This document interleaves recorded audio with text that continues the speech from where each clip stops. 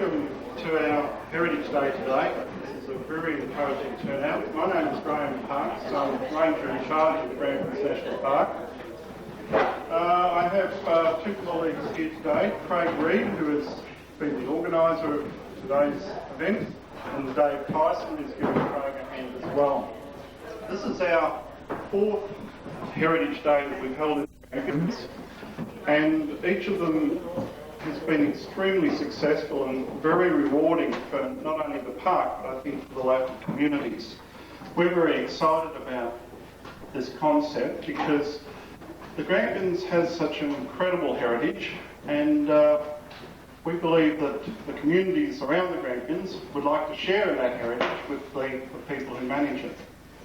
We don't pretend to be the beholders of all knowledge, and when I see a room full of knowledgeable people as we have today, I realise how much we can gain from bringing a lot of people together to discuss a site of common interest.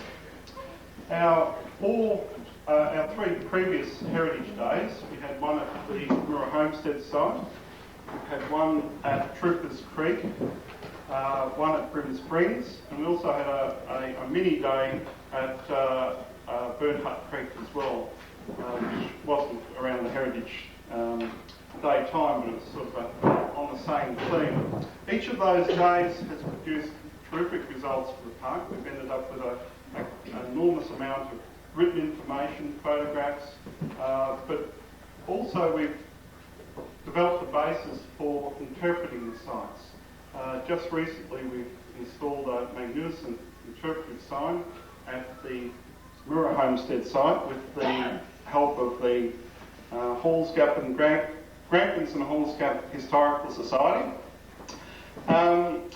Today we've got the benefit or the assistance of the Dunkeld and District Museum, and we thank them for their involvement. I won't say a great deal more. I thank the families who are involved today too for contributing all the information that we have here. I'll, without any further ado, hand over to Craig. I understand that we're going on a bit of a magical mystery tour on the bus shortly, but with a brief introduction from Craig and a few others before we head out. So thank you very much.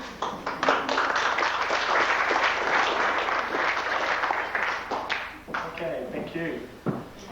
Again, just welcome and thank you all for supporting this event. You never know quite what you're going to receive when you start planning an event like this, but it's great to have you here. The format for today, we'll have an intro here in the hall. Initially, we'll be looking at how Henham, or the proposed Henham settlement, came into being, its reasons for its establishment. Then some other members of the local community will relay some of that information and stories to you here.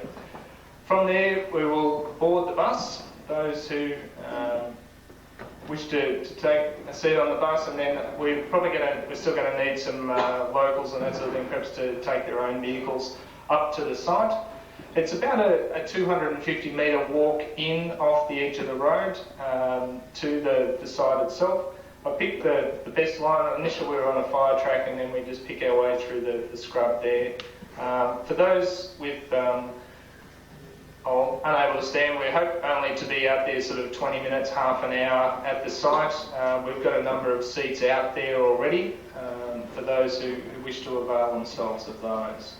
Then I'll be back here, and we'll talk a little bit further, perhaps focusing on the tea rooms that were there at the Henham site, and then later moved over to the Wannon. We're fortunate enough to have Mr. Ray Knight with us here today, who was probably the only person in this room who can say that they actually lived at the Henham settlement. I'd like at this point to hand over to Mr. Don MacArthur, who will lead a band of merry locals to share some of this information with us. Thank you, Don.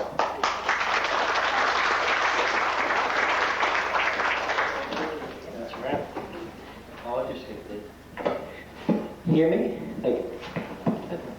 Welcome everybody.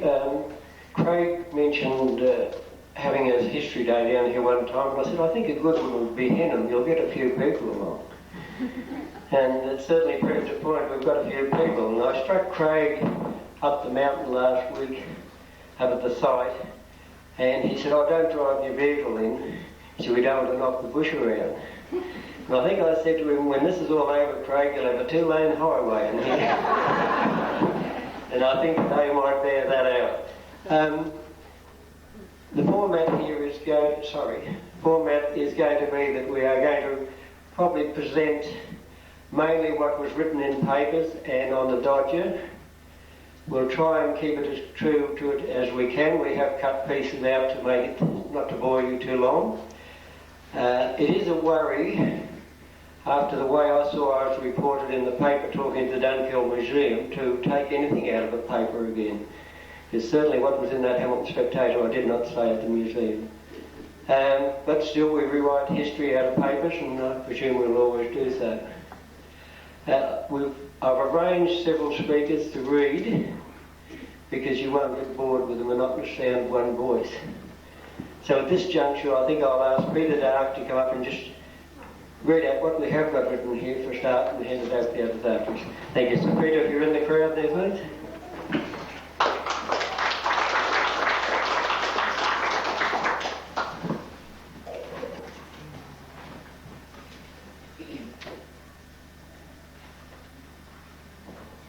Thanks, Donald. Once again, welcome to Mirrinatwa. The last time I saw a crowd in here like this was probably our switch-on ball in '66. and some of our badminton nights weren't too bad. I used to go to 4 o'clock in the morning, so it's great to see the crowd here. I'd like to also congratulate the people that have been involved in putting this display together. It's a fantastic display. It's great to see so many old photos, and it just makes you realise that what was around here in days gone by. And it's also great to see so many old residents we haven't seen for a while to come back, and we welcome them especially and thank them very much for coming. By the end of the late 19th century, the Grampians were becoming well known through the art of artists such as Nicolas Chevalier and Eugene von Gerard and Henrietta d'Alton. Newspapers were also bringing its beauty to the public's attention, but roads were generally bad, and only timber millers using bullock wagons and a few summer campers visited the area. In 1901, after the demise of its gold rush heyday, Stawell formed a tourist association to promote the Grampians and try and bring prosperity to the area again. So it wasn't just us trying to bring prosperity, it was happening way back then too. In 1907, a government grant was made for road improvement, and by 1917, after World War I, 28-seater charabancs were running scenic tours from Melbourne to the Grampians. Although the last part of the road was so bad, passengers had to transfer to horse-drawn vehicles. Over the next few years, guest houses were built around Hall's Gap, and a number of commercial developments had been proposed. One of these was the Henham Chalet, near Mirrinatwa Gap. This project had its beginnings in 1924, when the Earl of Stradbroke, then the Governor of Victoria, visited the Grampians and opened an aerodrome on Mount Sturgeon Estate. On the same day, His Excellency had the pleasure of naming the town of Henham, although not yet in existence, after his house in Suffolk, England. There followed a large advertising campaign. Purchase money for the sale of this land was to be used to assist in the building the stalls of Dunkeld Road. Blocks were reported to have sold like hotcakes, with many bought sight unseen. I'll now hand over to Liz to come forward to continue on. Liz Marcus.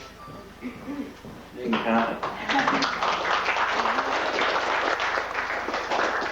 What I'm going to read to you is actually taken from the large advertising flyer here that actually advertised the Yarram Gap estate. Okay? It's an article on this side here, written by A.A. Armitage. It's called Henham Settlement, How the Grant for the Grampians Road was secured. During November 1922, while in Warrnambool on business for the National Roads Association, I attended a meeting of the Chamber of Commerce where national roads were being discussed. During the evening, Mr. Sims of that city pointed out the possibilities of a road through the Grampians to connect Hall's Gap with Dunkeld. Great enthusiasm was shown, and I was asked if my organisation would take the matter in hand and bring it under the notice of the right authorities. I assured them of our support and immediately brought it under the notice of Mr. H.W. James, then the Secretary of the National Roads Association. Now, just at this time, the state government made available £50,000 for the opening up and the improvement of beauty spots in Victoria. Mr. James thought it possible for some of the money to come to the Grampians. He at once secured the services of Mr. F.J. Whitehead of the Argus staff to take a trip from Dunkeld to Storr via the Wannon Valley and Horse Gap and write a series of articles on the Grampians and the possibilities of a through road. This was done, and I had the pleasure of accompanying him the whole way. We've got a copy of one of these articles. It appeared in 1923. It was called Road Through the Grampians, Developing a New Wonderland, Aid to Tourists and Producers. Storr, Monday, January the 29th, 1923. An inspired movement is afoot in the Storr and Hamilton districts to obtain a good road through the Grampians from Dunkeld to Halls Gap, and thus provide a ready means of communication between the Western and the Wimmera districts. Such a route would not only be a boon to the producers, but it would also open a new province to the tourists. The scenery in the southern part rivals that of Halls Gap, but because of lack of a good road, only the occasional shepherd in search of lost sheep has the privilege of feasting his eyes upon it. Stimulus was being given to the movement by the National Roads Association of Australia, a branch which was recently formed in Hamilton. Now, Mr. A.A. Armitage, a representative of the association, passed through Storr last week after having made his way from Dunkeld through the mountains to Halls Gap. There is a new wonderland awaiting development, he said, and it will cost comparatively little to do the work. Mr. Armitage, accompanied by a friend, was driven from Hamilton to Dunkeld by Councillor J. Laidlaw of the Hamilton Borough Council. And from Dunkeld, Mr. H.B. Dixon took charge of the travellers to conduct them by car along the Victoria Valley to Mirrinatwa, which was 21 miles distant. After taking the right fork about 18 miles out, the Mirrinatwa post office was reached, and the run had taken exactly an hour. The passage through the gap. Mr. D. McPherson became a pilot, and with others driving and riding, they set out for Yarram Gap, a pass through the Sierras, south of Mount Birchip, which was said to be the best route for the projected road to take into the Wannon Valley on the other side. A lane leaving the road a little on the Dunkeld side of the Mirrinatwa post office leads to the gap, the passage of which was a delightful experience. Foothills of no great height, brevilleas, honeysuckles, native pines and wattle grow in varied profusions. Through breaks in the hill and forest, enchanting views are obtained of the mountains beyond, for the Sierras have become a double chain, with the Wannon flowing in their level valley. After a hairpin bend is negotiated, the rough track leads down to the river, 5.5 miles from the turning off of the Mirrinatwa Road. There is a rock crossing at the river, the banks of which are thickly fringed with scrub and wattles, and the travellers are now under the shadow of Mount Birchip. The travellers went north along the valley.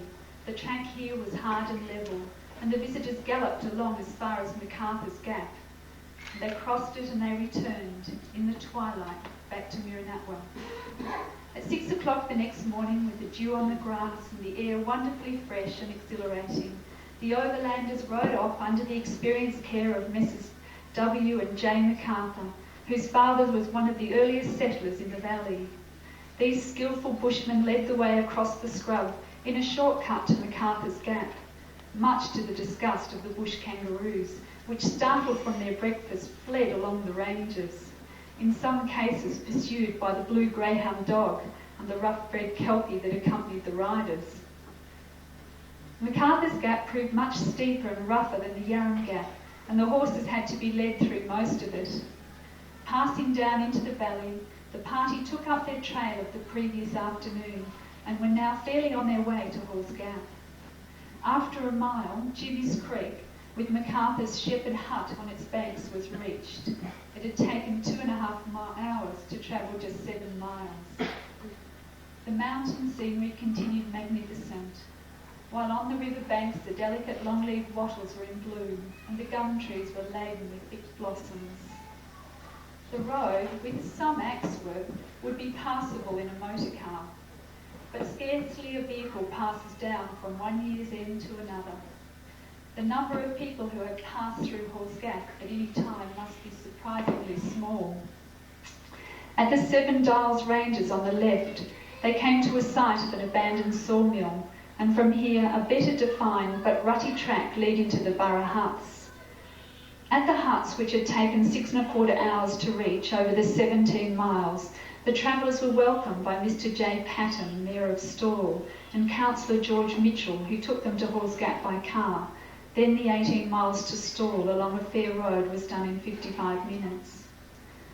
Stawell has spent £2,500 in 4 years in opening up the Grampians, and its Tourist Association has guaranteed to maintain the road from the town to Hall's Gap if it is reconstructed by the government. Now, if the Hamilton district is equally willing to supply money and the government assist, the through road should be an accomplished fact. Were it so, much capital would be invested in the mountains. Private hospitals would probably be established, accommodation houses on an ambitious scales built, and private holiday homes erected. The road, indeed, is already paved with many good intentions. So this was an extract from the first of a series of articles which appeared in the Argus from 1923. These writings were placed before the Government Tourist Committee. I might state that this committee, with Mr. J.M. Reid as chairman, was appointed by the government to recommend the disbursement of their very liberal grant. I was recalled to Melbourne to confer with the Tourist Committee. It was undoubtedly the reports of Mr. Whitehead and myself that influenced the committee to state that if the National Roads Association would undertake the arrangements, they'd all go along and see for themselves. I was detailed to organise the tour, and they wished to commence on March the 1st, and by motor car. The magnitude of the undertaking didn't dawn on me until I again rode from horseback from Mirrinatwa to Hall's Gap. Imagine a track used by bullock teams in years gone by to be made trafficable for motor cars, and only a week to do it. I wondered, and then to the rescue came those great men from the Victoria Valley, Dunkeld and Wallora. They worked for a whole week gratuitously, clearing the track of fallen timber, digging away embankments, fording gullies, and where the track was not discernible, blazing a trail. Such a spirit, I venture to say, is unique. They all wanted to see a good road through those glorious mountains, and no sacrifice of theirs would be too great when there was just a possibility of the government making a small allocation. Now, I'm omitted to state that the Hall's Gap people did their share of the clearing at their end, but they only did it at the last minute, for they considered it a foolhardy undertaking and thought horses would be best. On March the 1st, the Tourist Committee left Melbourne for Ararat. The following day, they journeyed by car via Mount William Picnic Ground to Cairns Gap near Wallora, thence through to Dunkeld and to Hamilton. A conference was held that evening, Mr. Stewart, the Mayor, presiding.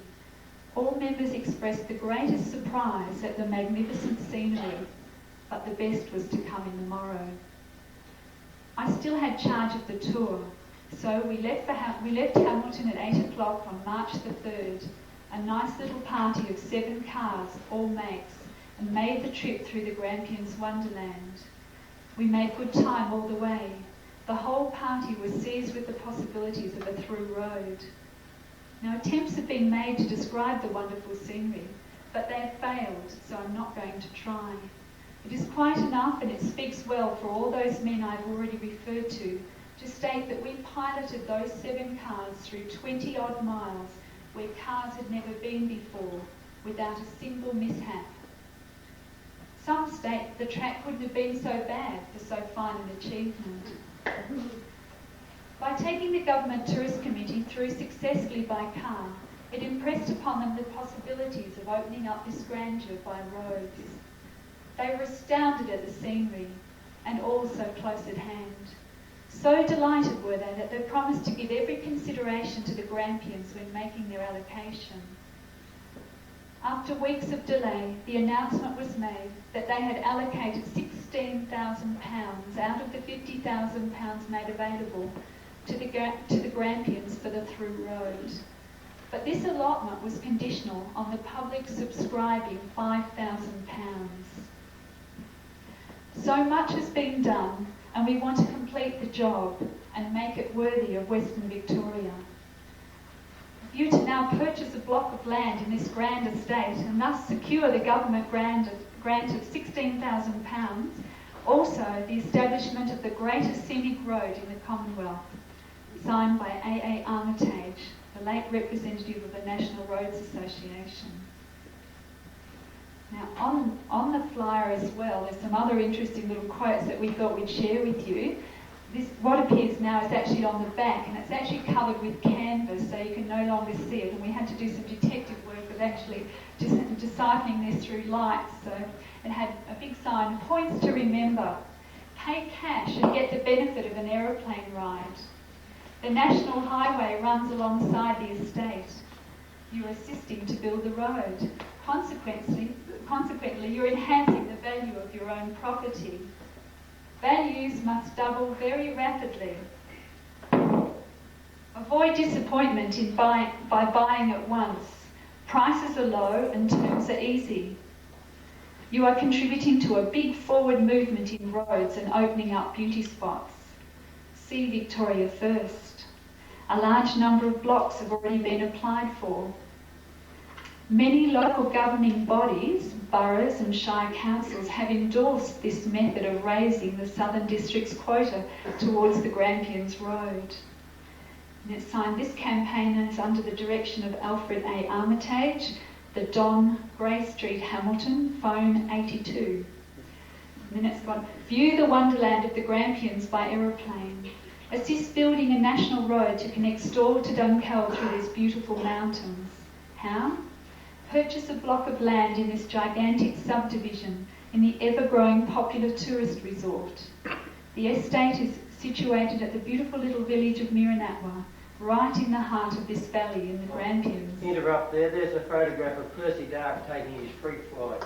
Wants a little medal, I think, for going up in that plane. And a very memorable quote, it says, "It is high and dry." And it is also now the only available and suitable land procurable for building purposes. View the position of the estate and these gorgeous mountains by aeroplane, an opportunity that will probably never be afforded you again. All cash buyers will receive a free ride in a new double-seater plane. Each flight will last at least half an hour. You will see such beauty spots as the Yarram Gap, Mount William, Victory, Redmonds, Hawes Gap, Lake Lonsdale, Lake Wartook, and the wonderful Victoria and Wannon valleys.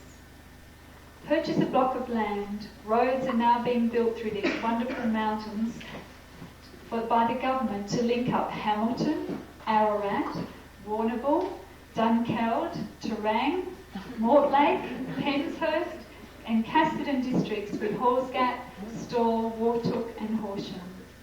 The conditions are that these districts must find a proportion of the estimated cost of the works. By the sale of the Yarram Gap estate, the Southern District's quota will be raised. The estate is right on the main road from Hawes Gap to Dunkeld. Remember, by buying a block in this subdivision, you are assisting to build a wonderful national road.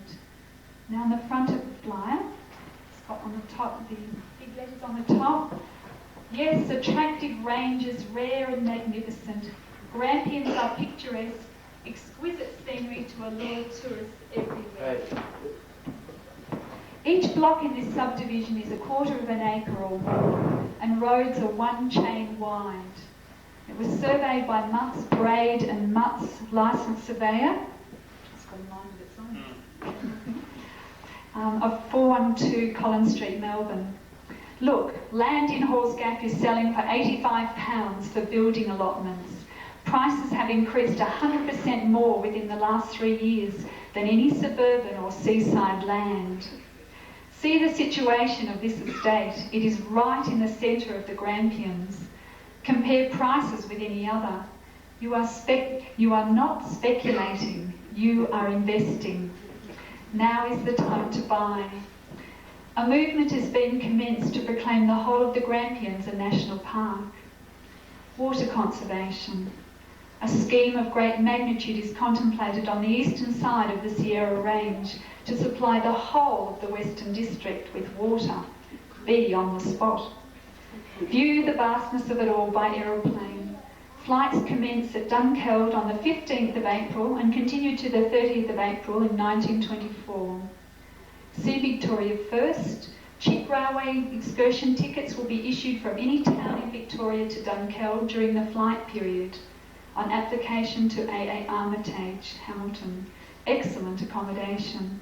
Some attractions. The locals will enjoy these. Post, telegraph and telephone services within half a mile. State school, where you are now, within 3/4 of a mile. Tennis courts are now being constructed right on the estate.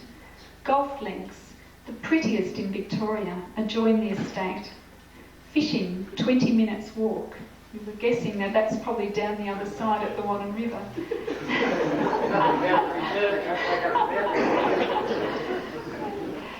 Shooting, painting, photography, the Grampians wildflowers.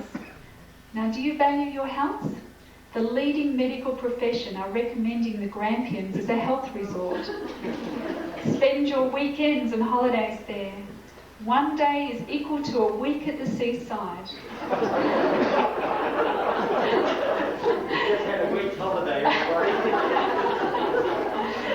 Conditions of sale. You get cash or terms.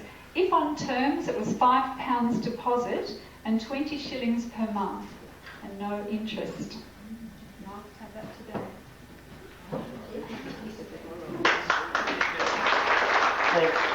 Thank you, Liz.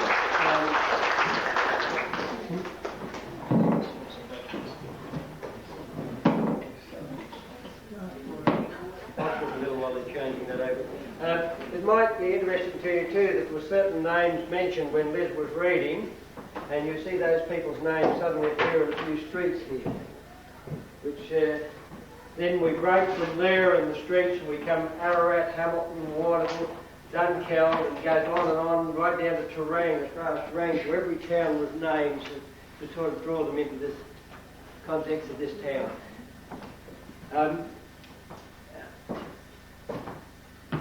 During that period, between when this first article was advertised until the laying of the foundation stone, there was organised up at Henham a gymkhana which was run, and I think it'd be appropriate at this time to have somebody read to you about the events of the gymkhana, which was run also. It was intended to be an annual event, but it only, I think, performed for 1 year. And I'll call on Rex Beveridge if he's here, if he can come read this out, please. Thank you, Rex. Would you read the one on the Yarram Gap, please?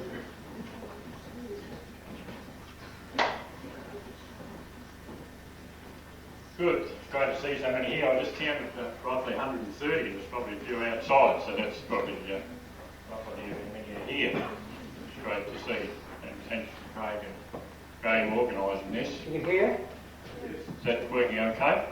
Now this is an excerpt from the Hamilton Spectator on Saturday, February the 6th, 1926. It says, enthusiasm at Yarram Gap, a successful gymkhana. The first thing I remember hearing about it was there was a lot of little trees cut off up there, and I asked somebody what that was for, and they said, oh, the most important thing was to build the publicans' booth first. So they went around the straightest trees where it cut these poles off. The most important thing was to build the publicans' booth before they really got started on their working booths. So that was pretty important those days as well. This was the first gymkhana ever held at Henham. This is quoted from the paper. The new township being established at Yarram Gap and recently so known by Lord Stradbroke. Mr Granger of the Henham Spectator addressed the gathering, saying he was assured the success of the Gymkhana to be largely due to President Woodburn and his influential Committee of Management, Messrs James MacArthur and A.A. Berry.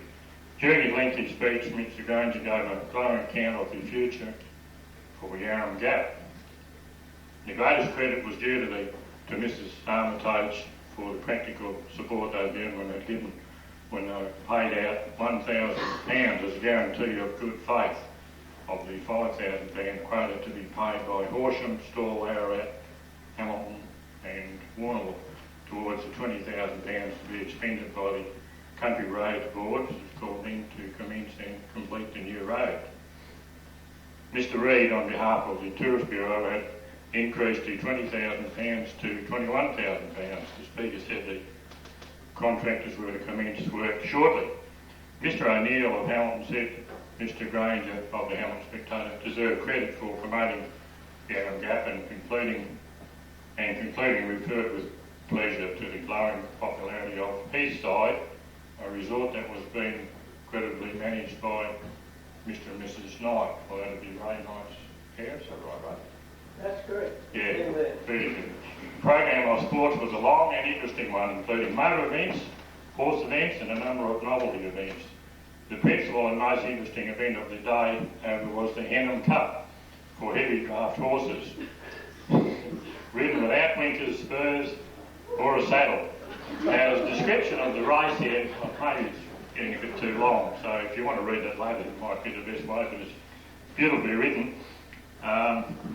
The program of horse events was in the capable hands of Mr D. MacArthur and C.J. Murray and the committee. The motor events with Mr G.J. Stewart, President of the Hamilton Auto Club, in charge, assisted by Councillor Crawford, would be Herbert Crawford, wouldn't it?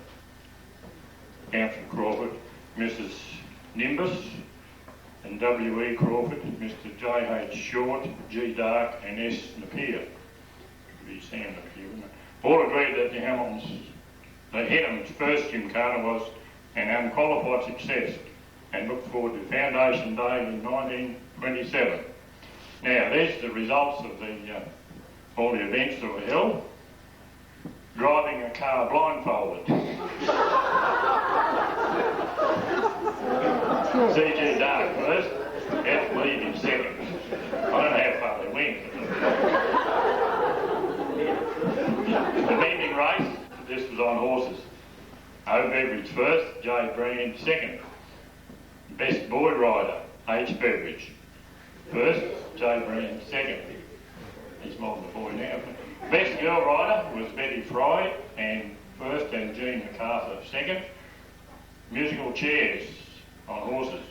O. Beveridge first, A.H. MacArthur second. Liquid race, motors. That's after Publicansburg, liquid race. R. Manford first and W. Lewis second.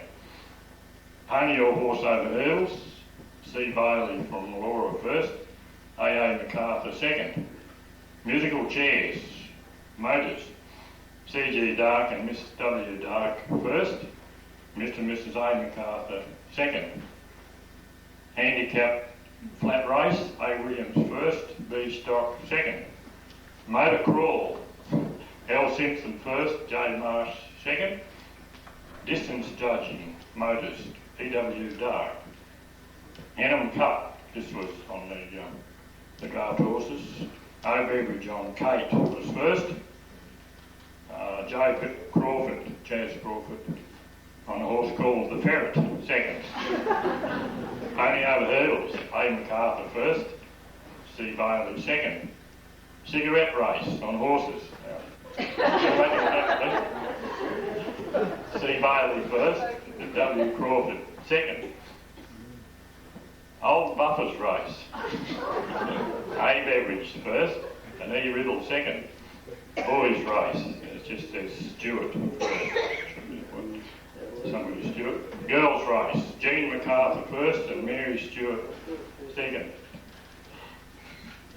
Stepping the Distance, W.H. Wheeler. Chasing the Rooster, Stewart first. Wheeling the Wheelbarrow, blindfolded. O. McKenna first and S. Napier second. Sheep guessing. Jas Crawford, correct weight, 103 pounds. So that's the full report of the first and only Jim Carter.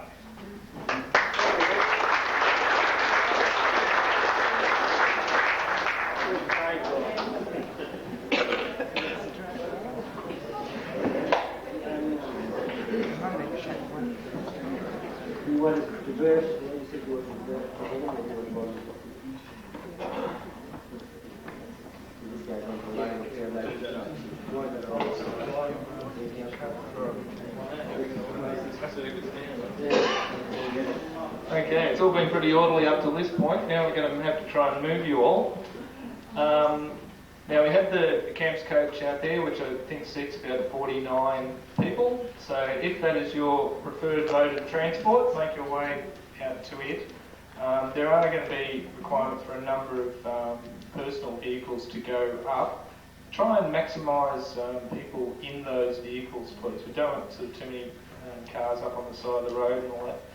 If there are people with limited mobility or don't want to walk the distance in, it's possible probably for about 10 or a dozen cars to actually go in along the fire track. Now, two-wheel vehicles will be able to do that with no trouble, and they'll just have to do a 3-point turn to get back out again.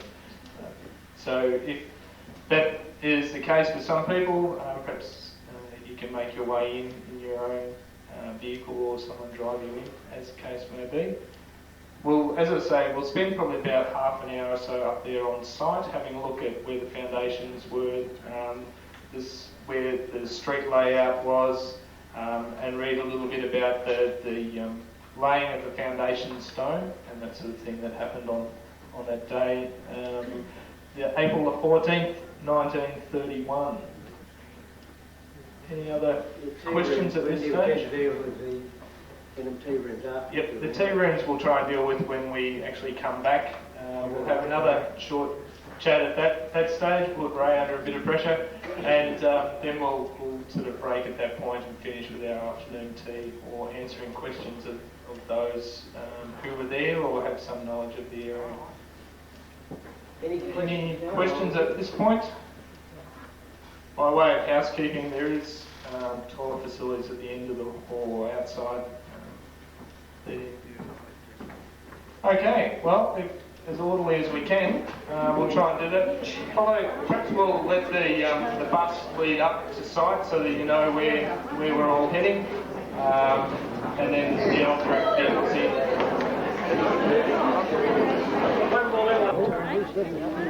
Testing 1, 2. Testing 1, 2. There we go, Nick. Testing 1, 2. How's that up the back, folks? Can you hear that? Plain? Yep. Keep moving in, folks. There's a bit of space down here. There's a few people still out the back, so thank you. Fill up the spaces.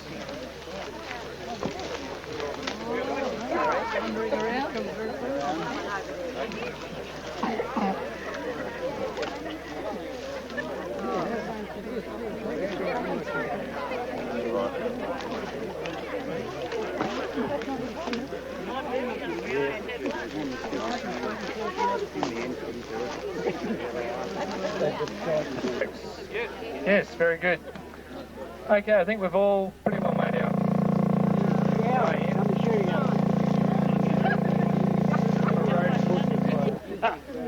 Try again. How's that? Better? Okay. Well, I'd like to welcome you all here to the Henham Chalet. This is it. Where the speaker's sitting is some of the last remaining intact wall. Now, I believe on the day when they had the laying of the foundation stone and all this, a number of the walls in here were sort of 3 or 4 foot high. We believe just simply because of the shape that's left here that the foundation stone may have actually been laid about where Donald's foot is. and the building extended back behind us in here, but I'll explain a little bit more about that after Don tells us of what transpired on the day of the opening of the, or the laying of the foundation stone for the Henham Chalet. Thanks, Craig. I think that's not correct. I can't tell you what happened on the day of the foundation stone laid. I wasn't here. I was 1 year old, I think, or 2 years old. Sorry, Craig. But I'll read you some of the articles, and then we would like the public to join in and tell us their stories about Henham, what happened, what part of the jobs they did, either putting it up or knocking it down. So I'll read from this point here. Many blocks were sold and the road was completed, but not much development was to occur in the 7 years that were to pass before this article appeared in the Hamilton Spectator in 1931. Hamilton Spectator, April the 14th, 1931. Large numbers of district residents seized the opportunity offered on Saturday to make a picnic visit to the Henham and at the same time see the foundation stone laid of the biggest guest house which is being erected there by Henham Chalet Limited. Councillor H.J. Crawford, Dundas Shire, presided over the gathering. We have the speeches of all people, but I've deleted that because it takes too long to go through all the speeches. People who made speeches were Mr. W.T. Connell, manager of the Government Tourist Bureau, Mr. J.V. Fairburn, who was to lay the stone, Councillor R. Woodburn, Mount Rouse Shire, who presented Mr. Fairburn with a silver trowel for the laying of the foundation stone, Mr. A. Armitage, Mr. H. Williams, the contractor, Mr. W. Ballinger of Dunkeld, who moved a vote of thanks to all the speakers. The chalet had been designed by Mr. H. Berry of Melbourne and had an imposing... Turn the page, sorry. Imposing front in the centre which... sorry, start again. In the centre was to be a veranda and a terrace. The doors were to open into a hall. On either side was to be a ladies' sitting room and a smoke room. The whole of the centre of the ground floor was to be taken over by a lounge and a dance floor. At the back was to be another veranda and a terrace. A billiard room was to be at the left of the entrance and a large dining room on the right with a yard and private garages. Further over, above were to be large bedrooms well supplied with conveniences, and the place was to be sewered throughout and with hot water and cold water laid on, electrically lighted. The layout of the grounds included provision for a tennis court, croquet court and bowling greens, and there were plans even for a fish pond that all the tastes of the guests could be catered for.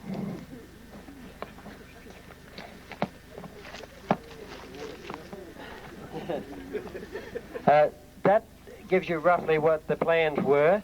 The foundation of the buildings extend well down here into the bush. If you wander down there later, you will be able to see them. When it comes to the laying of the foundation stone, I wonder if there's anybody in the public who was there who would like to relate a little bit of the actual laying of the foundation stone before I proceed. Hands up anyone who was there on the day. Yeah, who was there on the day? 2, 3, 4, 5, 6, 7, 8, 9 at least. Would anyone who was present like to say a few words about the laying of the foundation stone? We can come to you if you like. I'll say a little. Let's go. His name? Ray Dark. This is Mr. Ray Dark, ladies and gentlemen.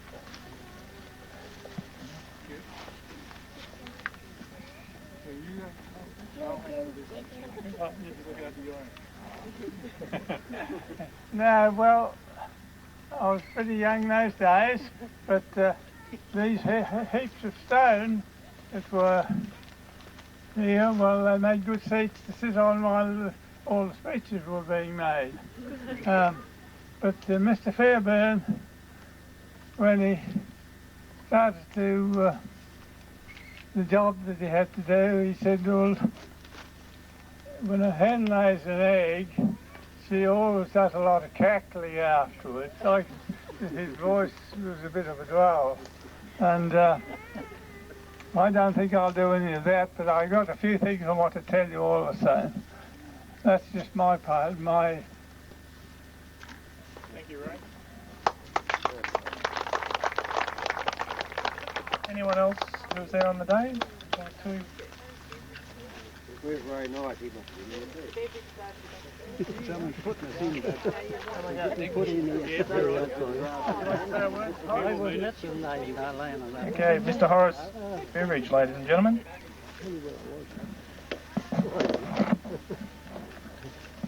Well, I can remember laying the foundation stone here. I think I was about 19. And Mr. Fairburn laid the stone, and Mr. Williams was a contractor. And he was in one of those photos. And Mr. China Myers, he was called, he cast the stone down in Grays. I don't know how he got some of these big ones on. Got them on somehow. That's good. And, What else happened on the day apart from speeches? Anything else? I can't remember much else what happened. Was there any doubt on that day, Horace, that it wouldn't go ahead? No, I don't think so. No, I was trying to talk people into buying the blocks that day. I think that's about all I can tell you. While you're there, Horace, how soon afterwards was it that the revolt of the workers came when they found it wasn't going ahead? Was it days or weeks? Or? Well, I wouldn't know how long.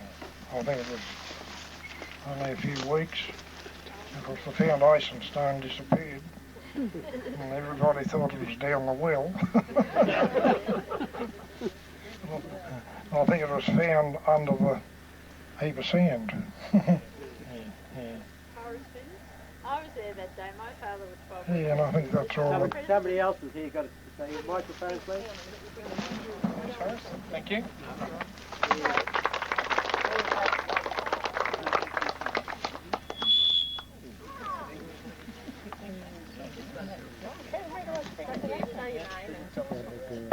I'm Joan Bade. I was Joan Woodburn, and my father at that stage, I think he was Shire President, and I can remember very well being there.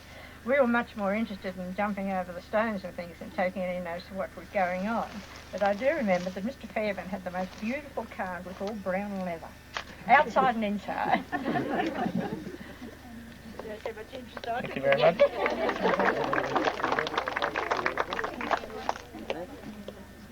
Annie Fry.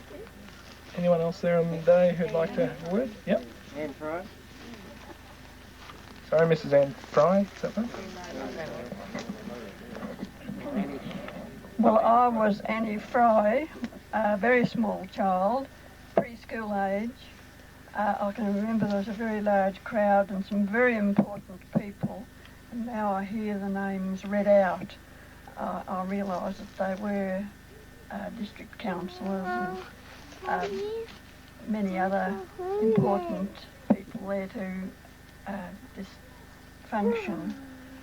I remember piles of stone and the actual laying the foundation, and I have a small snap which I couldn't find of the laying of the foundation stone.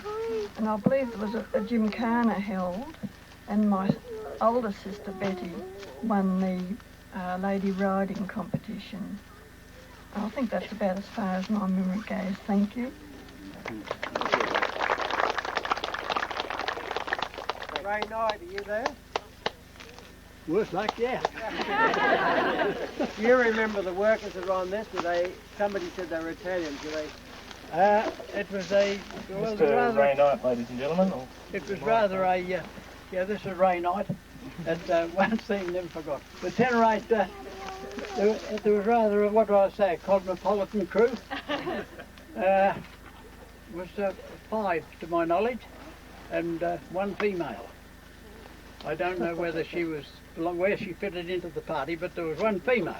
But anyway, no, they seemed to enjoy it well, and the only thing they really did enjoy, to my knowledge, was the local dance where we used to escort them down to the Mirrinatwa Hall, and they delighted in that, and they used to cut some capers there. They really enjoyed themselves, but we never went into detail as to what they were doing or what they might be doing. But it was open anyhow. People could use their own discretion in that direction. But I wasn't actually here when the stone was being laid. On that particular date, I can tell you exactly where I was. I was on the side of one of those hills out there with Mr. Angus McPherson. We were eradicating rabbits. That was where I was. And he said, there's a big day going on over there. But I said, well, yeah. Well, then he said, this is pretty important too, he said. that was his priority. But don't take offence at that. But I know what. I think it would have been all right, I think, if everything would have went all right. Do you understand that? It's like the Irishman when he said, I feel very overcome at what I'm about to undergo, sort of.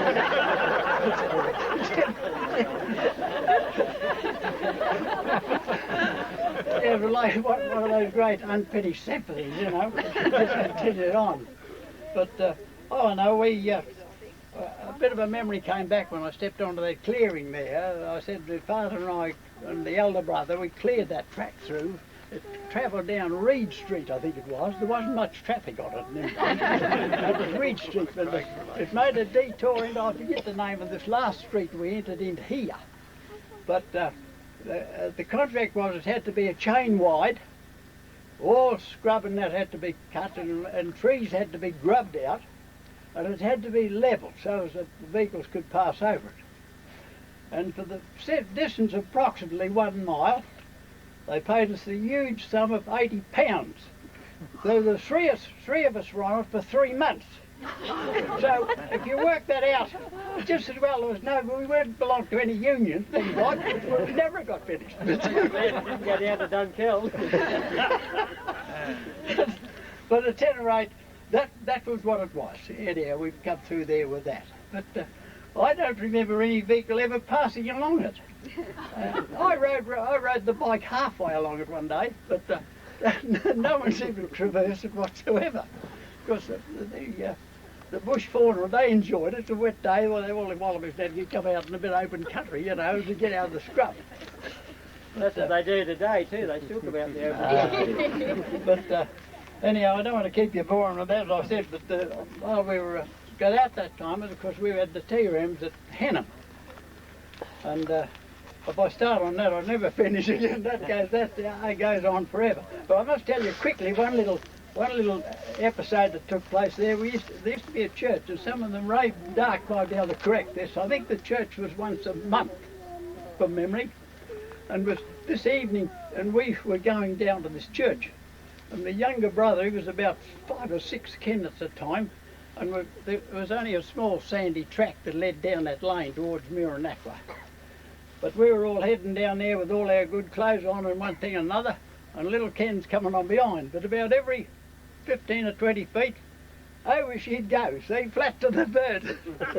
And Dad got a bit tired of this business, and he turned around and he said, "What the hell's wrong with you?" he said. "Can't you stand up, you know?" And he's only about 6. Away you go again, over again. And Dad said, "What the hell's wrong with you?" So they go back and have a look. They find the problem. He's got his bloody boots on the wrong feet.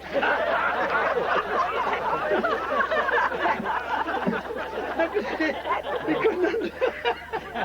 So his progress was retarded. No, thanks, folks.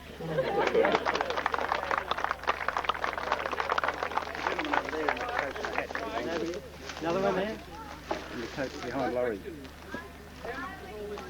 Someone over there. No, this was as it is now.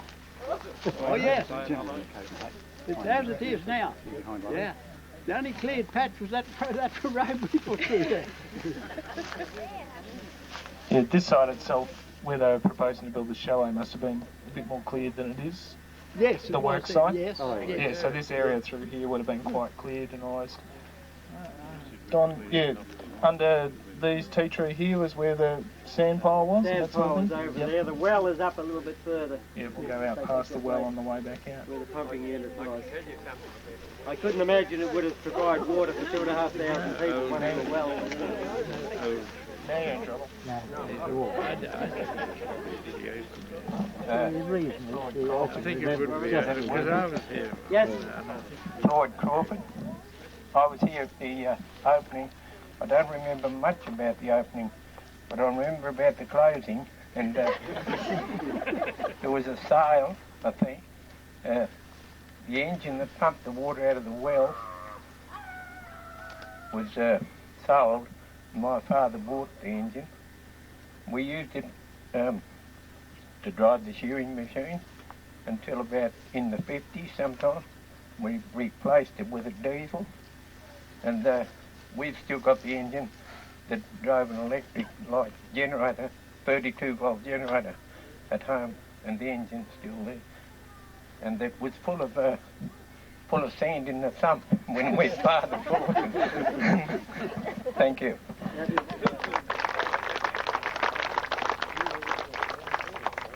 Yeah, from the stories I've heard, yeah, it sounds like water was very much a limiting factor, and we're not sure how they actually got away with trying to sell off these blocks on the pretext of developing croquet lawns and tennis courts and that sort of thing.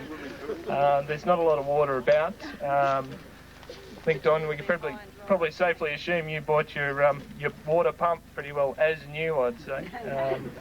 Apparently it did, Don was saying that it did pump water on the day of the opening, but they wouldn't have let it... Sabotage on the day of the opening. Wouldn't have want to let it run too long.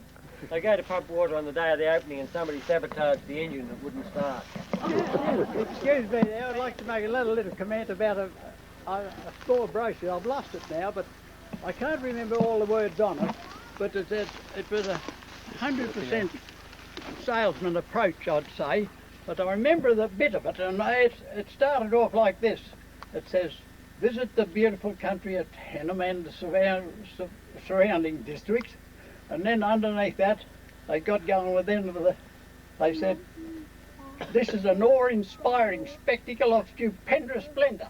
And then it went on under that, it said, miles and miles of rugged mountain peaks of prodigious massacres and magnificent. And underneath that it says, visit the Aborigines Wurrara. Now, I never worked out what that was. But perhaps our ranger might be able to. Yeah. Thanks, Ray. My previous salesman, weren't they all? Just commenting on that engine, Floyd. The lighting plant, did your father buy that? I had written down $1 million a year originally bought the lighting plant, but your father might have bought it off him. No, he didn't buy the lighting plant. It was used to drive the steering machine for years. Yes. Then we used it for down half. Oh, I see, right. No, apparently, I think Milton the Peer, he bought the lighting plant from here, so Jim said. Well, Jim. I thought WJ bought the whole lot. Many years later, probably 30 odd years later, while up here getting some sand out of a massive pile here for a job that was to be done, I struck the foundation stone with my shovel. So that's how I came to have the foundation stone in my hand. It was some 30 years later that I found it. So the first thing when Mother said to me, oh, they had a detective up here and the rest, I thought, well, I must find J.V. Fairburn and tell him that I have that stone. But unfortunately, when I made inquiries, I found out that he'd been killed in a plane crash just around about the beginning of the war, during the war here somewhere in Victoria. So I didn't return it, and I was approached then by the press 2 or 3 times, would I let them photograph the foundation stone and give them a rundown on the story. And I refused because I thought innocent people would be hurt by this. And I would say it was only hesitation that I went ahead today, because there's a lot of insinuation about it, and probably it was lack of finance and too great a dream that brought it down. But it probably served its purpose in the fact that we got our roads through it, so it probably wasn't all bad. What else do I have here?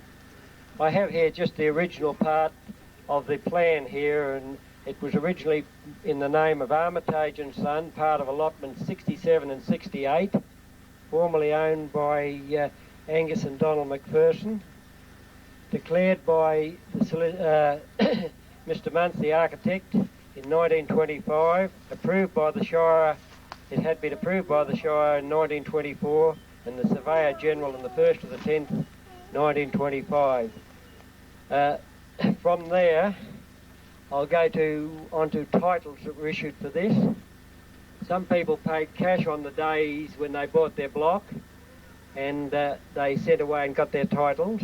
Other people paid a deposit, then paid it off, and when they found it closed down, they didn't bother to pursue to get their titles. Where that leaves them today, some of them have a receipt, as you'll notice back in the hall, receipts there of paid in full, but no title has ever been issued. So some of these blocks have been returned to the Crown since then, not knowing exactly how you stand in that situation where you've got a receipt saying you've paid for your block. Some of them have been bought back. I've got, 1 minute, where was I?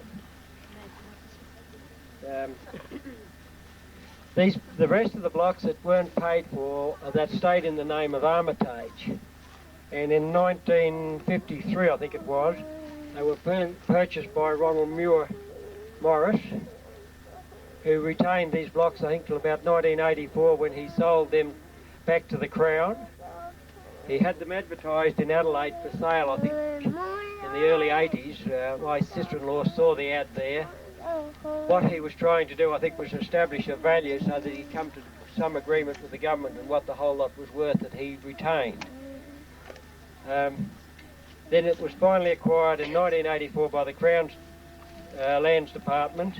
The remnant blocks are still being purchased out of deceased estates to this day. From there, I can't tell you very much. I do know some of the blocks that's still available, some that aren't. Some people that still have their blocks. I don't know very much more. Is there any questions about it then, probably? Do you know how many blocks were sold originally? How many blocks were sold originally? No, I don't know how many were sold because a lot only had a deposit on them, but they sold, it said states in several places they sold like hot cakes.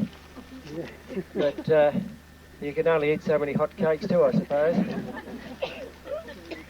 But 200, I think, Donald. About 200 of them. 200 were sold originally. Oh, the block number 1, which is down the opposite corner, was owned by the Hamilton Race Collector. Did you hear that? Block number 1 down the far corner was owned by the Hamilton Rate Collector. So he was on site.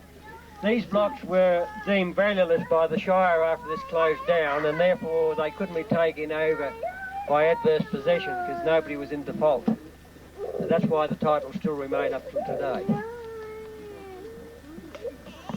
Excuse me from butting in here, but a little bit on the finance side of these builders that were here to build this shallow. It's only a small episode, but Go ahead, Ray. I played a sort of an important part in it. Well, I You were the banker. I actually was. I was. What would I say? I'll think of something about that. But at any rate, we'd shifted across to the Wannon at this time, and we were getting established over there. And my mother said to me, she said, a little bit closer. She said, I think, she said, you better go over and have a look at that mob over at Henham, she said. This is the term she used. Don't take offence at it, but at any rate, I said, why, Mum?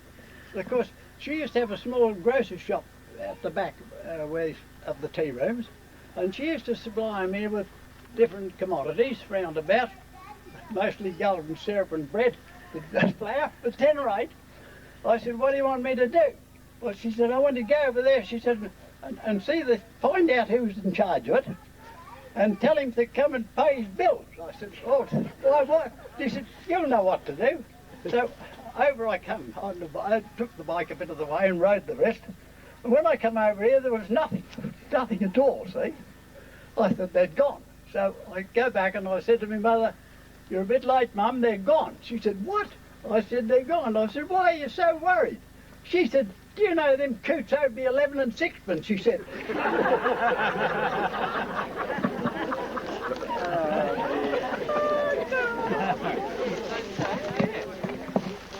I can assure you, Ray, your mum wasn't the only one. I think Barra had provided the meat for the butcher.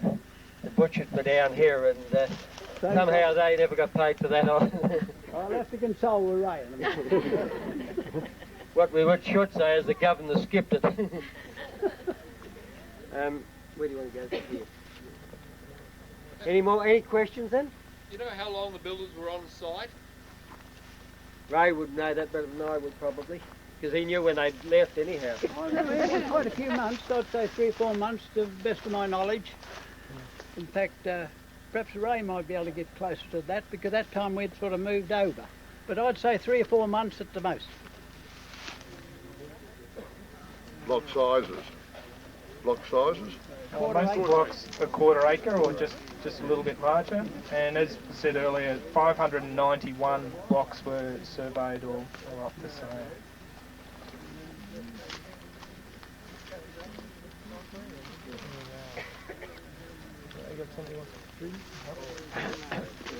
No further questions? Any further questions at this point? Anybody think they still own the block here? One out the back there, I can see the hand but not the face. Dad, just want to ask a question, okay? Oh, I just wondered if there was a bit...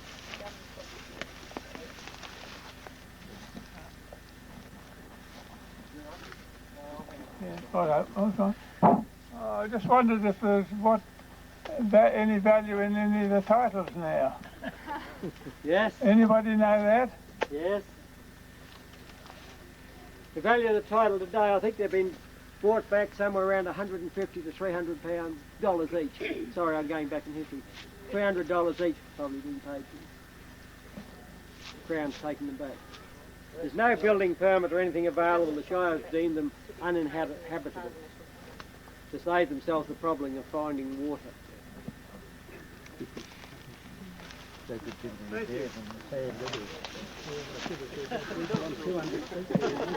Any further questions while we're here on site?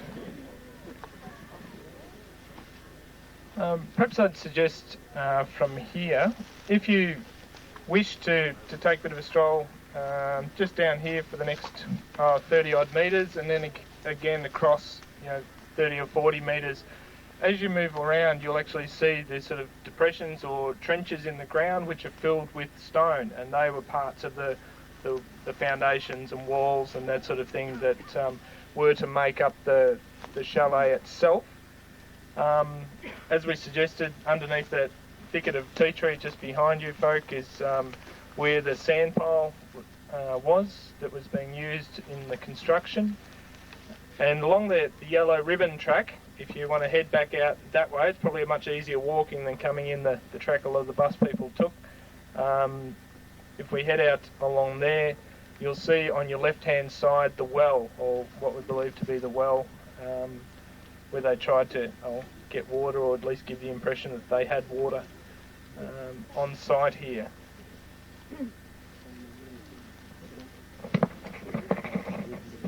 The walls were erected quite high, and there was large piles of stone here, but most of that finished up being shifted by the Shire. Some of it's in the old Henham crossing, some of them is in the creek at home, on the road leading into our place, and the rest are around on the back road in the creeks there. The Shires came into the front end later and just gathered up all the stone and knocked the bits of walls and everything down. So they're nearly as bad as the parks at knocking down European history, aren't they?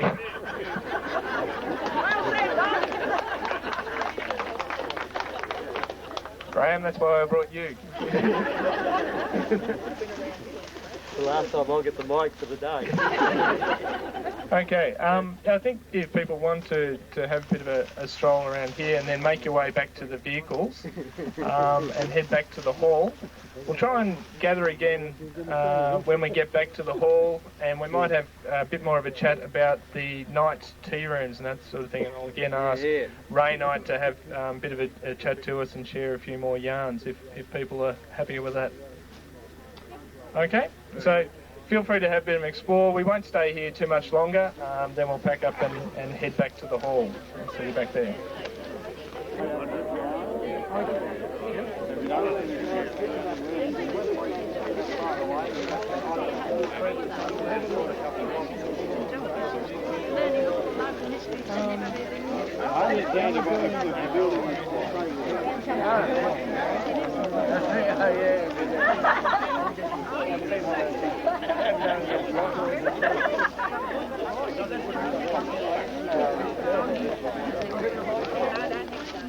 Hope I can see that one.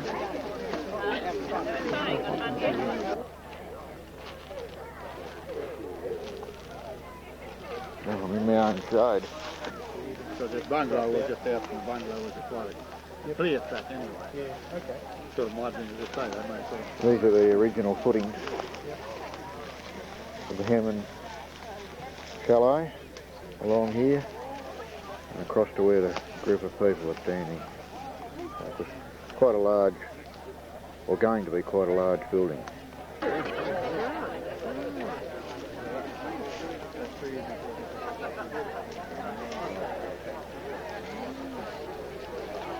Yes, a double-storey building was to be erected here on the site where we are today. Yes, there's very little left to see here at all. All overgrown. Nothing left at all. And these are some of the vision splendour that you would have been able to see had the scheme gone ahead. Official function again. At this stage, I'd like to, although you've met him a couple of times already, introduce to you Mr. Ray Knight, over here on my left. His parents, Gus and Alan Knight, own the tea rooms that were built on the Henham settlement itself. Now, to the best of my knowledge, their two buildings, their house, or the place of residence, and also the tea rooms, were the only, were two structures that were built on the settlement site, as was one other shack that was built there by another family, but only lasted a short time. Is that right, Brian? Yeah, Krieger was the name. Sorry? Krieger. Krieger? Wally Krieger. Right. Just by trying to explain the setup, I know a few people have queried where things were up at the Henham site. I'll just step back a bit and Don will actually point.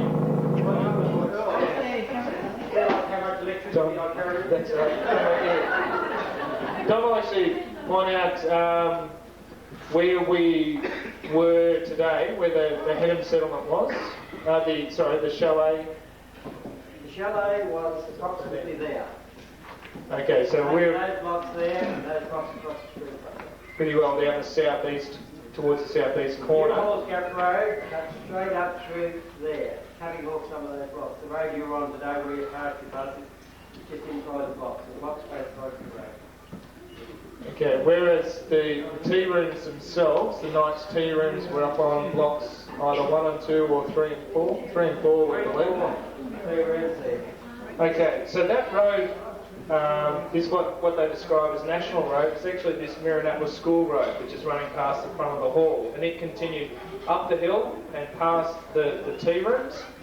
Then it dog-legged up and around onto what is known now as Henham Track, and then up and over Mirrinatwa Gap. So that was the road to Hall's Gap, as it were. It came out of Dunkeld, up and around over the top of that Mirrinatwa, and then on to Hall's Gap. So some people have been a bit confused as to where the road system is fitted in. Now, one of the problems I'm sure Ray will allude to is that how long were you there, Ray, before they actually moved the road on you? Which road? This is the Mirrinatwa, the one over Mirrinatwa Gap. We were using the term road. What was it? Road. You're not covered on the technical side. There was a track. Yep. It was negotiable, but only for limited traffic only, like say kangaroos and men on horseback. But anyway, it was a track. But no, I enjoyed my life in there. Well, I moved in there in end of 1923.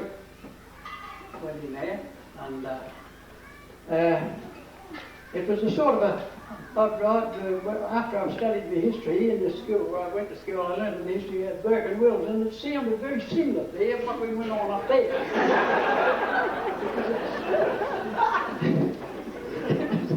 It was similar, put it that way. I won't go into detail about it, but that's how it was. But anyhow, we had no alternative anyway. If you survive or not. But at 10 we decided to build that tea rooms there.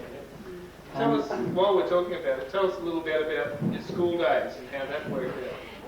Well, I've got to be very careful here because I've noticed there's 2 evenings that went to school with me. Now, I'll have to be very careful. I'm not going to speak out of school. Otherwise I can tell you a lot, but I'd have to be censored. So we'll leave that out. How many days a week did you put in? Well, now you're getting technical. No, we just have 2 days teacher done the valley and done us, that was the way it went. So it gave us plenty of freedom on this end, we only had 2 days one week and 3 days the next, and that's the way it went.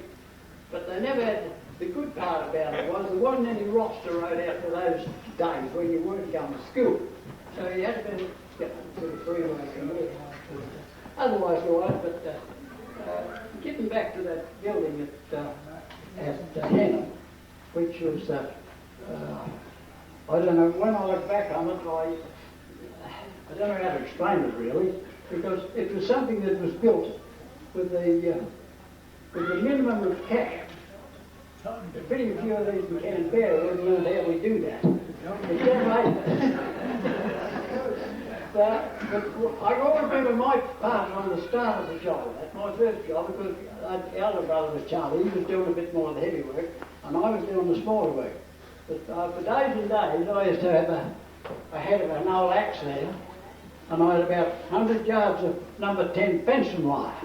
Now, my job was to cut nails, see, the whole thing, no nails were bought, they'd be cut out of fencing wire, at suitable lengths. Dad would say, right, I want 200 at 2 inches, and I want another 150 at 3 inches and 4 inches, see? And I was chopping them off with a coal chisel on the head of the axe. That was the nail supply.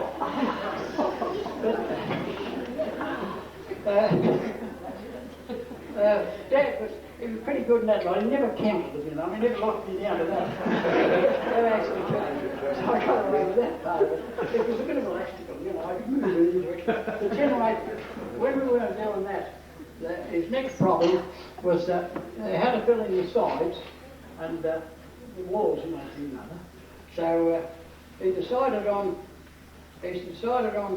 bark to put around the sides of the tea rooms, bark, spread it out. But then he thought, no, that's not a very permanent nature. So he was wandering down the gully, that's come down in the bit of the gully, about 3/4 of a mile from our place, down towards what we used to call Dickie's paddock there. And he examined the soil closely there, and he found out it was a very pugnacious type of soil. That word was too big for my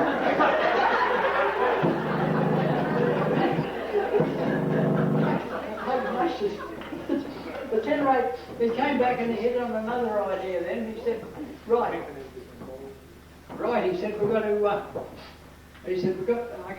I've got a good idea now, he said, we'll part that mud up. He carried out a few scientific tests on it with the amount of water required. But he found out that the salt water out of wires wasn't very effective. I don't know why, but I'd never studied the chemistry side of that. But anyway, he went ahead with it. We used to cart the water from the dam over there. And then he decided to build these mud walls. Well, it was a strange setup. There was no framing went up at all. The idea of it was to make them into sort of roughly about the size of that, 6 or 8 inches round, in a tight blob, and you keep moving and get them in the right position, then you dot them in the wall, see? But the trouble is with that, we could only do about about 3 rows and onto the next panel, see, because they had to set there for 2 days before you'd go back to the next tier on that again, see. And then when that was done, because we used to call it a rickshaw, but it had no barrow because it had no wheel. At any rate, yeah.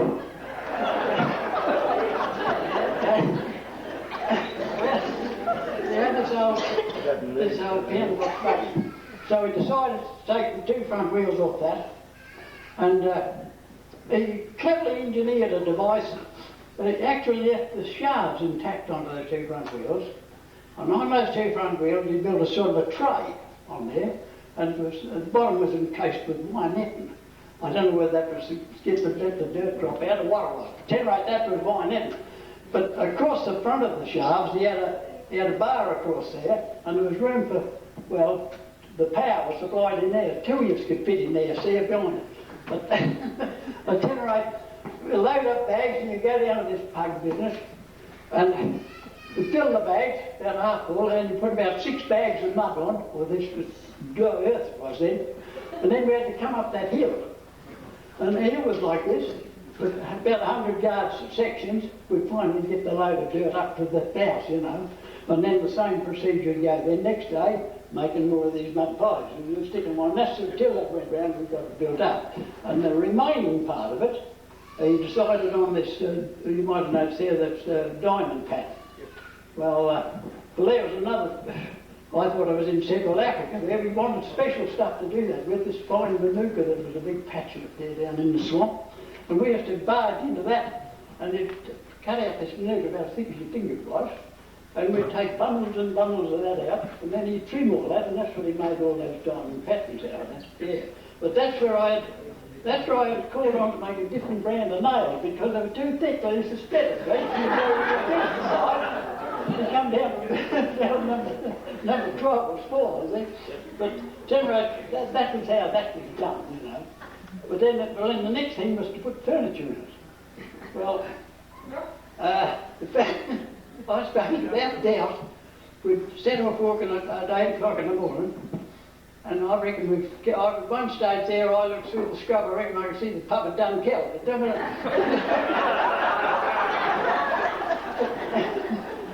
We went north towards Mount Frederick that way. And it's searching around for these trees had to be certain trees. And they had to have the special shapes to get the seat and one thing and another in it, you know, and he'd eye them off and look at this, and then he'd go crook at me because I'd walked past one. He said, "There's one you missed." So then I'd get severely reprimanded, but then that was taken. But that's how we done the furniture part of it, anyhow, yeah. But then, of course, the rest of it, well, the food had to be supplied. Before we leave the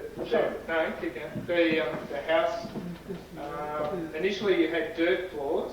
Yes. I believe you had a bright idea about putting red gum on the floor. Is that right? That's correct. Tell us about the red gum rounds that you made the flooring out of. Well, Mr. McPherson was very kind. He had a paddock he used to call Dickie's paddock, and the millers had been through that many years before, and they left.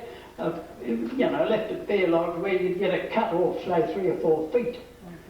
But the dad goes down and he surveys this all very carefully, and yes, this is going to do the job.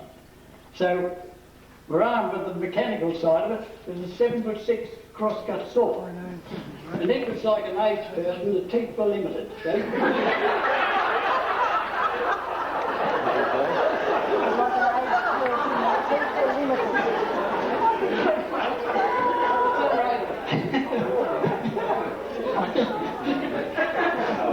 But there was huge gaps in it down there, and you needed to put it. Anyhow, getting down to the story of the crosscut.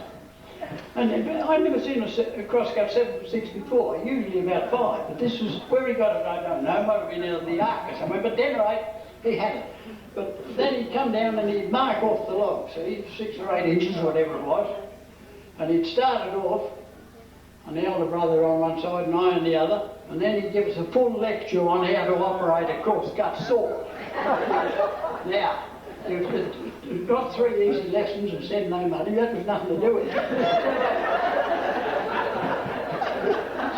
The idea was, we don't want emphasised that. When my father emphasised something, you got the message. You let it out again, so you wouldn't be there to do it. But anyway, onto the crosscut we'd go on this, and sometimes we'd be on along, say, 3'6", 4 feet sometimes.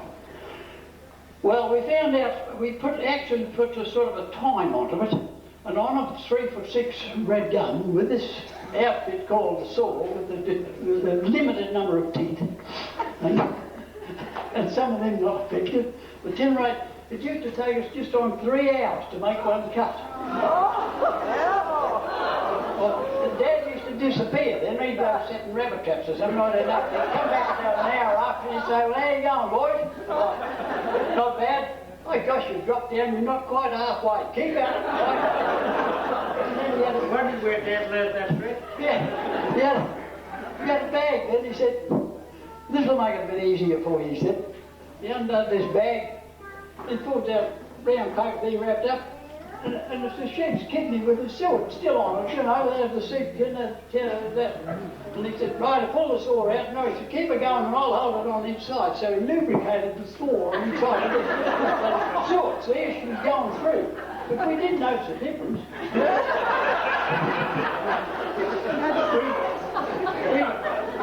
we increased the tempo.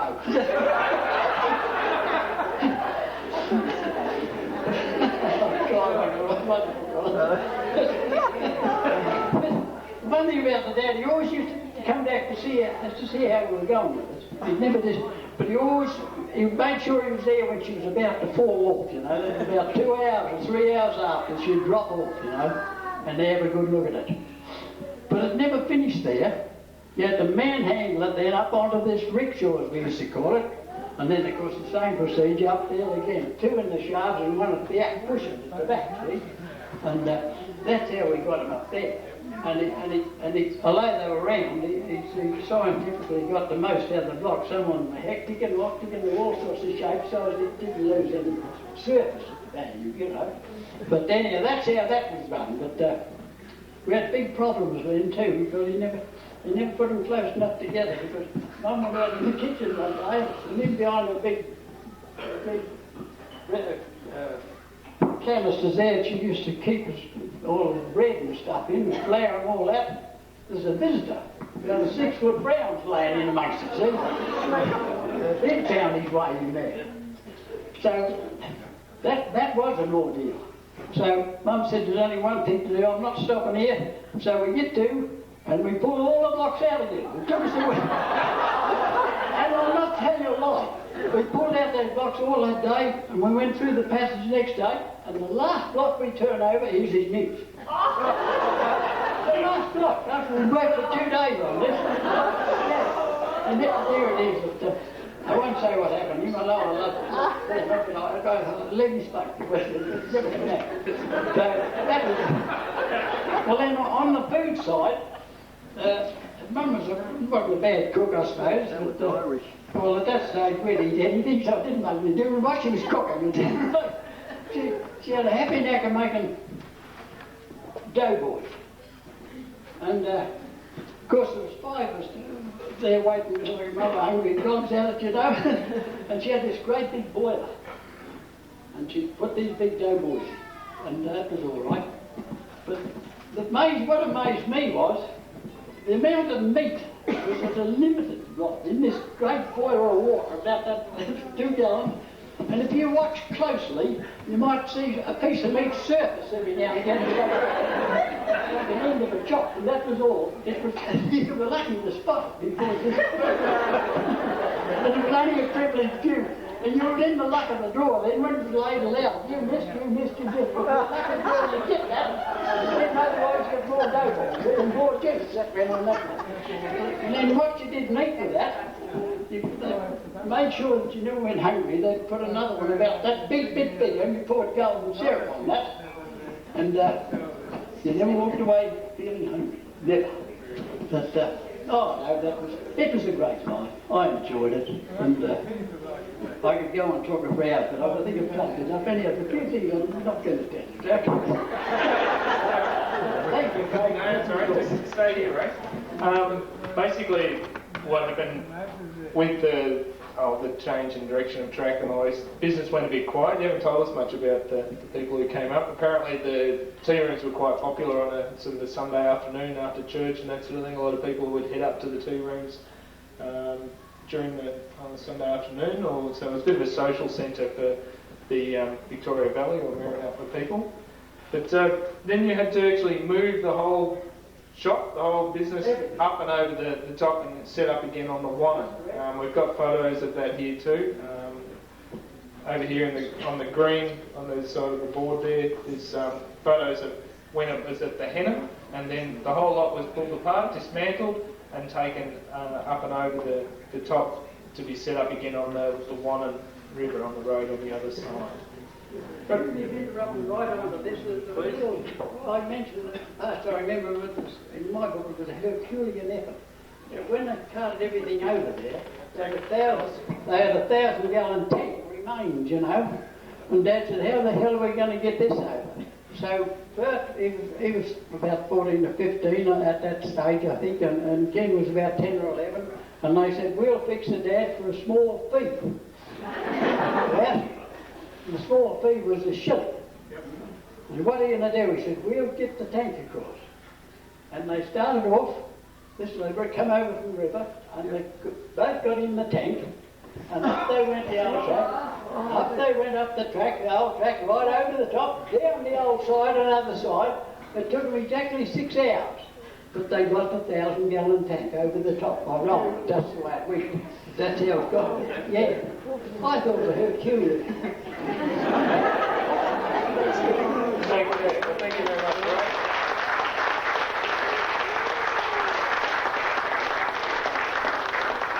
Ray, that you had appreciated his effort. He said this morning that he wasn't feeling too flush and he actually wasn't going to make it. It's probably good for us that he's not feeling it 100%.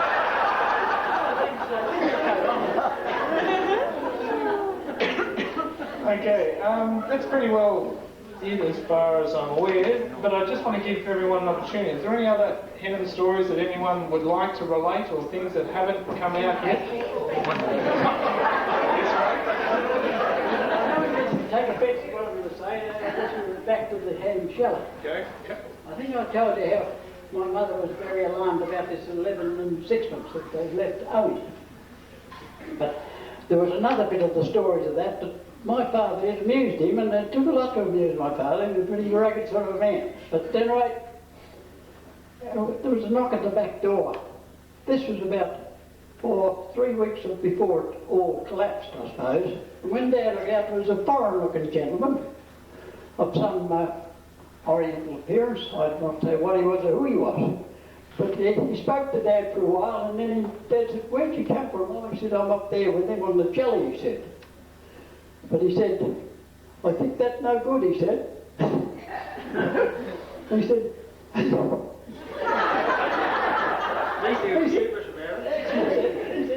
you don't think you could give me a job, he said. You think you could give me a job?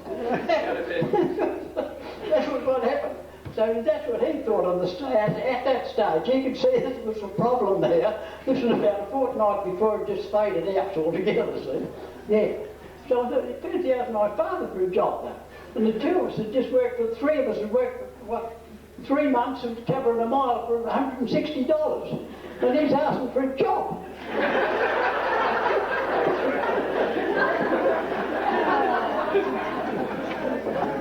Is there anything else anyone else would like to share with us that we've not covered this afternoon?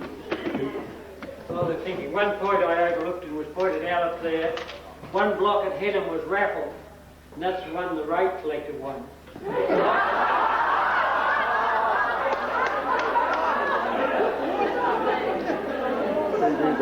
Okay, Barry, if you can just hold up what you've got in your hand at the moment. We've got a bit of a register of everyone who's attended here today, and if you just jot down your name and address on that, and also if you have any sort of association with Henham itself, whether you've had family members of own blocks or you're simply interested in the history of the site or whatever, we'd be interested just to keep that, and it may prove a good starting point if anyone else wants to follow up on its history at a later date.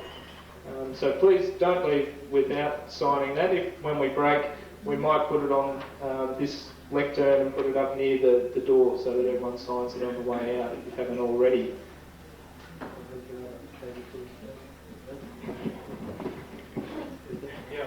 Thank you. Just one thing I'd like to read out to you. It always did appeal to me. It's a little saying that was stuck on the truck of his notice board one time, and the person I knew went in and saw it there and said, "What's that piece on the board?" And the waitress turned around and said, "Oh, a bit of junk." An old truckie put there. And I'd like to read it to you. "This is the beginning of a new day. God has given me this day to use as I will. I can waste it or use it for good. What I do today is important because I am exchanging a day of my life for it. When tomorrow comes, this day will be gone forever, leaving something I have traded for it. I want it to be a gain, not a loss, good, not evil, success, not failure, in order that I shall not regret the price for it." So I hope you people don't regret the price you paid for the day.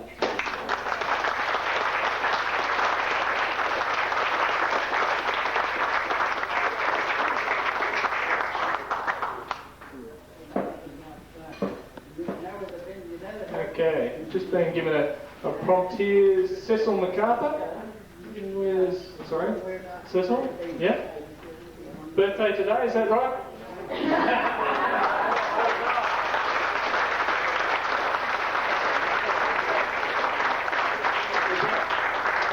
Won't put him through the pain of singing happy birthday, but we congratulate you on your 89th birthday, is that correct? Thank you, well done. Okay, at this point I'd basically like to, for my part, say thank you to all of those that have contributed today.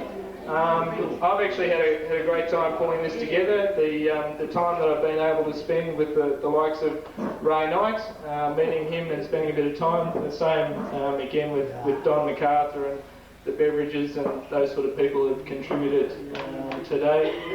Thank you very much also to the ladies out the kitchen.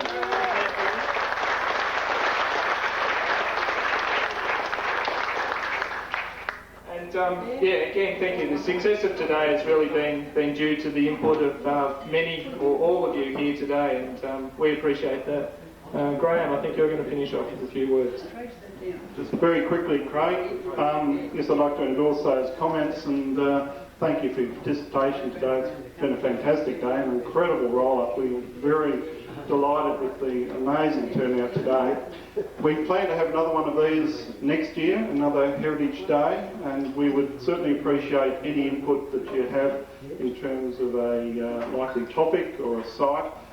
We like to sort of shift it around the Grampians a bit. We have concentrated a fair bit on the northern Grampians. Something out to the eastern side of the Grampians would be very interesting for us. If anyone's got any associations or connections on the eastern side of the park. Thank you to the presenters today too, to Donald and to Peter and Liz. And anyone else? And Rex, of course, too. Thank you very much. Have a safe trip home. Thank you for your involvement. Good afternoon.